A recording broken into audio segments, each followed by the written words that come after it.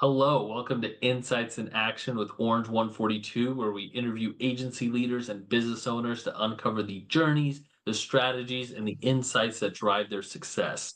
At Orange 142, we're all about transforming brand stories into impactful digital experiences through innovative media and marketing solutions. And today, I'm lucky to be joined by Mariya of Kalyna Marketing. How's it going, Mariya? It's going really well, Shiv. How are you? I am good. I'm good. We're just starting the week off. I know it's a crazy time of the year for It marketing is. agencies. I'm glad. Hopefully, you're getting along, and on our end, we're getting along as well. That's good. Yeah, we're wrapping up the year, looking at what happened, where did we get to, what are we doing next year. So it's a very reflective time. Good time Yeah. to talk about it. So I'd love to start this off by just learning a little bit about your background, Maria, and also the background of Kalina Marketing. Yeah, sure. So I guess both my background and the company's background are pretty similar stories since I was the one that founded it. So I guess everything started with just content, right? We started out as content writing mostly for B2B tech, but did a bunch of things in other industries, tried some B2C. It was the early days. We were experimenting. Whoever wanted to hire us was like, okay, great, let's Right. try this out. But started out as content writing, mostly blogs, some LinkedIn ghostwriting, and then slowly as the needs shifted and what we heard from clients that we were working with became a pattern. We started expanding the services, so it moved from content writing to proper content marketing support, which was also editing as well as strategizing, right? Brief creation, working with writers. Then it moved to more cross-channel marketing and content marketing. We added PR support because it was okay, we've created all this content. How do we distribute it? So, like, okay, let's solve this problem for you. Mhm. And then these days, it expanded even more into marketing operations and overall kind of GTM support because what we started running into there was okay, you might have great content, we might have a good strategy around it, might even have places to distribute it and have PR figured out, but if you don't have the budgets figured out and costs aren't allocated correctly, if you're not actually communicating with other departments and you're not integrated with them in terms of your campaigns and efforts and priorities, and if you don't know how to actually set up operations so things are going according to plan, then all that great content still gets wasted and it's not living up to its potential. Mhm. So these days, basically, we've expanded into much more high level support, and all of it has been every time in pursuit of the same goal of how do we get this content to actually do as good as it could. Uh, and so, are you guys Yeah. putting media dollars behind your marketing content now, or is it mainly still focusing on like content creation and organic? We focus a lot on organic, but we do some work with paid these days, right? And it's limited and often through partners, but we do a lot of management and strategy for it overall. So we might not be the ones day to day going and looking at every ad campaign, but we're the ones that help define what those ads should be, right? Who are they aimed at? What are we advertising and where? What platforms? As well as what do we want the spend to look like overall on a high level? And when we do it in detail, we have some partners that we work with. We have a PPC agency we partner with a lot, and we have a partnership with iHeartMedia for podcast advertisement as Oh, well. very cool. Yeah. Nice. And I know that your guys' focus is obviously on transforming B2B marketing into a growth engine, but Yeah. how do you guys identify the areas within a client's existing marketing program that have the most potential for driving significant growth and profitability? I love talking about this. This is one of my favorite things to talk about. Okay, so there's two things here, and I will preface this by saying it's easier than you think. Okay. Pretty often, it most of the time it's a reframe. What it really is, like we find clients that are stuck, that are like we've tried everything, and most of what we do is just flip whatever they were thinking upside down, and then suddenly all these opportunities open up, and the answers become pretty clear.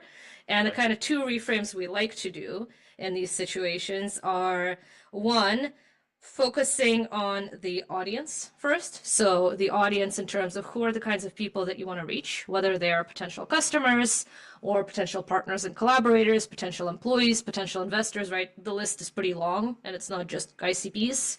Expanding that, thinking about, okay, who do we want to reach? Why? Where are those people? What do they care about? How much are we reaching them right now, right? Matching it from there. So building out these profiles of these are the channels these people go on, these are the types of people that they are, these are the topics they care about, these are the ways they like to interact with brands, and then mapping it onto these are the assets we have, these are the resources we have, this is what we can actually do to reach them, right, in effective ways. So that's one reframe. And the other one is also starting from the outside in, but it's looking at, I like to call this my reverse funnel attribution kind of process, Okay. which basically is a fancy name for flipping the funnel and starting with the end. And Okay. it's at looking at, analyze your CRM, analyze your client base, and think about who has been bringing in the most value, and then grouping and classifying them in various ways, whether it be by industry, by service or product type, by company size, by preferred service, right? Whatever it is, group them in a bunch of ways, look at it, and figure out, okay, which are the segments that bring us the most value, and then go at how do we reach them and go back to this kind of audience question. But in both cases, you're starting with others, not with you, and you're matching it to your own capacities and resources and abilities as an organization at the end.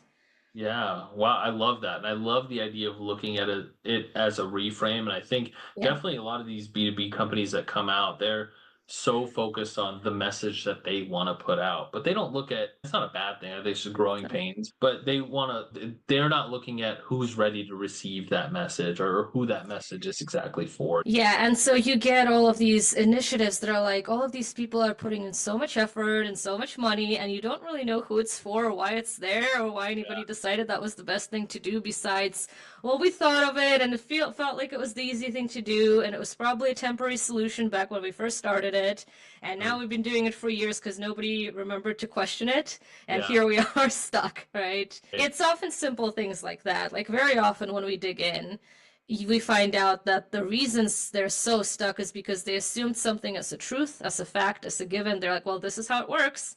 This mm, is how we market. This is how our competitors market, right?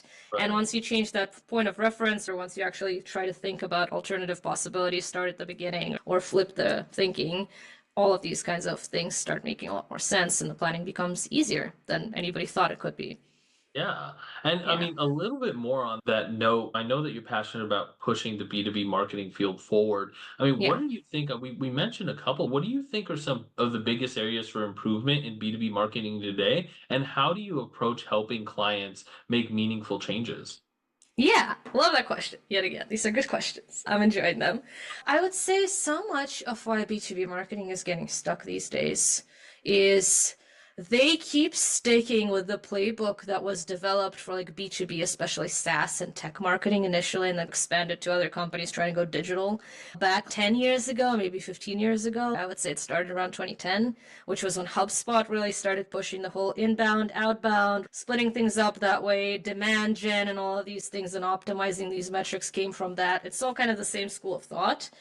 And so much of what I see in people getting stuck and not doing the right things and wasting money in B2B comes down to them continuing to optimize that playbook Mhm, rather than remembering that playbook didn't always exist.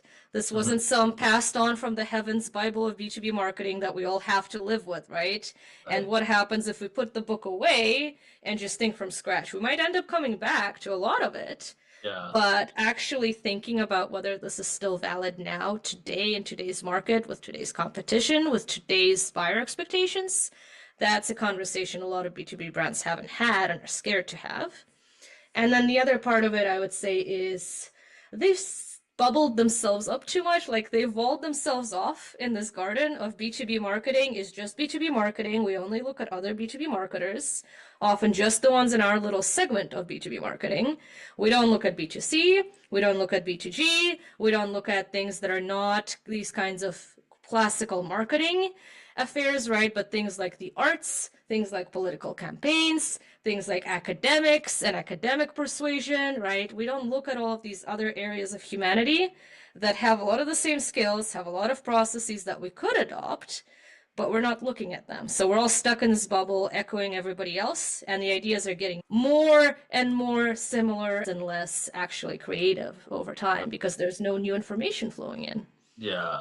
And sometimes you just need that outside perspective. A Yeah. lot of people, like you're saying, it's just like they're following this playbook that worked for a specific company or a specific industry. And so they don't have the luxury of having somebody to come in and be like, hey, if we make these little tweaks, we can completely change the game for you. And I think that's the value that you bring as well, is that outside perspective.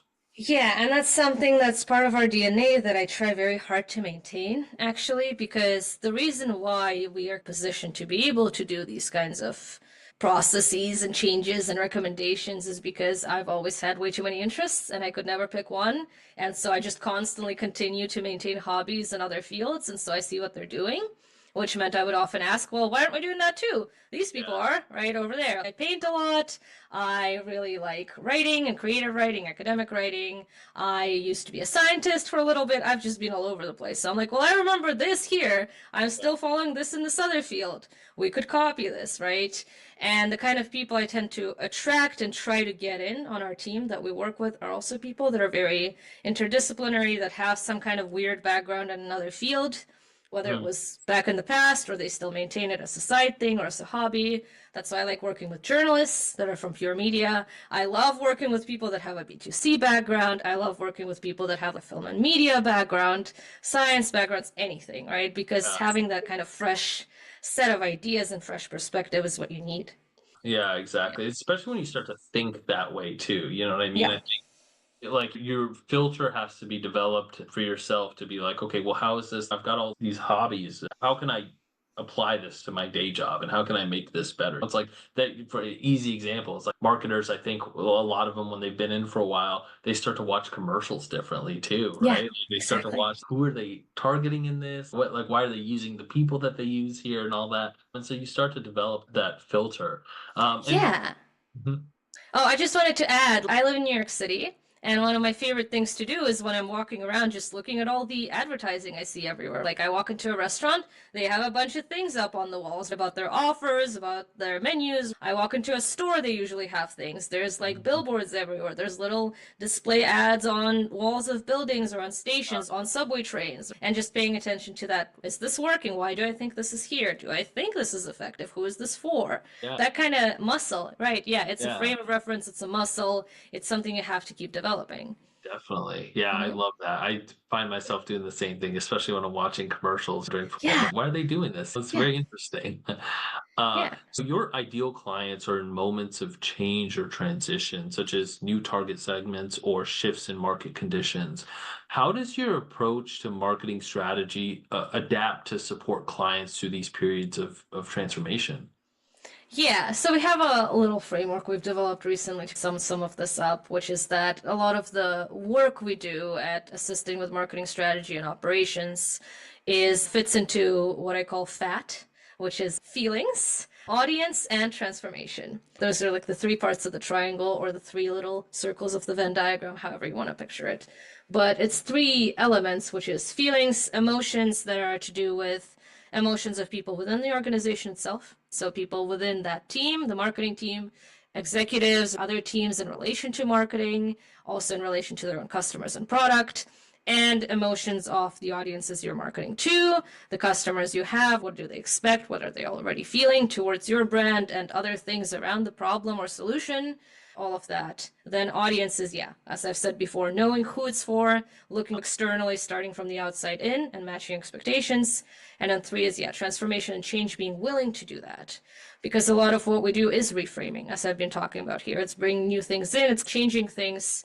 We're not a good agency if somebody just wants to optimize an existing process. I don't think we're a good fit. I don't think they would be happy with us. I don't think we'd be happy with them. And I frankly don't think we'd be worth the price.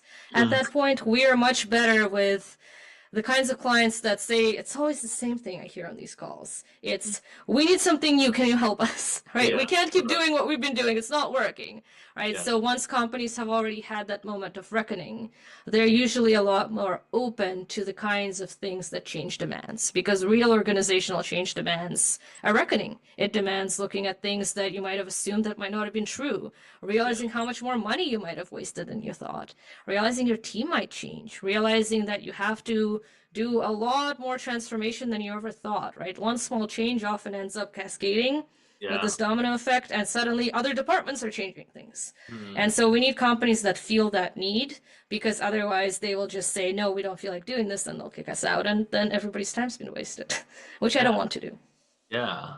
Well, you said something really interesting at the beginning there. As part of your triangle, you said feelings were a part of Hmm. it. You seem to be interested in the role of emotions in B2B Yeah. marketing. both for A lot. clients and target audiences. Yeah. How do you incorporate emotional elements into campaigns to resonate with B2B buyers who are sometimes are thought of as like strictly rational decision makers? So the reason why we are so gung-ho on emotions and how we figure out how to incorporate it is one of my side interests is psychology. Oh, And it nice. has been for a very long time, and especially abnormal psychology. I have a personal interest in it because I have some diagnoses myself that I've had to learn, right? And just in learning all of these things for therapy and studying it just in general, because it's interesting to me, started picking up a fair bit about how people think that they're rational and how they actually aren't. And then putting that together with interest in marketing, I have now studied a fair bit of the literature that's coming out on this, academic publications in marketing, people who are studying this in terms of reports, all kinds of studies that show that B2B buyers are, well, a lot less rational than they think they are, like most of us humans in general. We usually make up the logic to support the feeling, right? So the feeling comes first, and the logic of it and the rational explanation usually comes second. And the key emotion that tends to motivate B2B buyers is fear. Mhm. So fear has become our new best friend at Kalyna Marketing in terms of we have to understand it. We have to Yeah. understand how fear works in Mhm. general for humans, and especially how it shows up in B2B, in the specific industries. Where is it? I'm always looking for the fear in everybody I talk to, every bit of advertising I see, every bit of content I encounter. Where is it? How are people dealing with it? What is it hiding? Trying to uncover it, as well as ways to deal with fear. Because ideally, as a vendor, you're assuaging fear. You're helping lift it. You're helping do actual risk management. You're helping people feel more confident, right, in what they're doing. And that's the way you win deals. That's the way you win Yeah. people over to get on a sales call. And that's also the way you win an audience when you're Yeah. doing an ad or a piece of content or whatever you are in terms of Yeah. marketing. I love that. Wow. I mean, I come from the agency sales side. That's where my career lies. And it's Yeah, something when I train salespeople, when I've sold, I've always said people make decisions based on emotion and then they justify them with logic later. So you've got to yeah, appeal to both sides. So, yeah, I mean, it's amazing that starting from the top, from where you are, which is a lot of yeah, top of funnel type of stuff, and then yeah. going down even into sales, it's that principle holds true, which is amazing. And I learned a lot of this from salespeople, actually. This Yeah. is also why I love the whole cross-functional collaboration. I learned so much of this from salespeople and from sales theory and looking at how people resolve objections and then thinking, wait, we might be doing all of this on the sales side, but if it's not being done top of funnel, then sales has a much harder job. And then you're fighting against your own marketing, and we don't want to do that. So, how do we align the marketing more? How do we project this further before somebody has an interaction? Because those emotions don't just manifest the moment somebody gets on a call, they were Yeah. there before. Yeah. So, how do we work with that? Yeah, wow. I love that. And I love Yeah, how many different interests you have. Maria, thank this you. has been amazing. I mean, where can people Yeah. find out more about yourself? Where can people find out more about your agency? Of course. So I am pretty active on LinkedIn. I'm Mariya Delano. Mariya is spelled Mariya, which is pretty unique. So there's not many of us out there. Uh, And the company is called Kalyna Marketing, which is spelled Kalyna Marketing. And we're Perfect. kalynamarketing.com. We're on LinkedIn. And we're on a bunch of places, I think. I also have a newsletter called Attention Deficit Marketing Disorder or admdnewsletter.com. So, Awesome. Cool. yeah. Well, thank you so much for being on. This Thank was you, Shiv. cool. This was wonderful as well. Really appreciate it. Awesome. Thanks.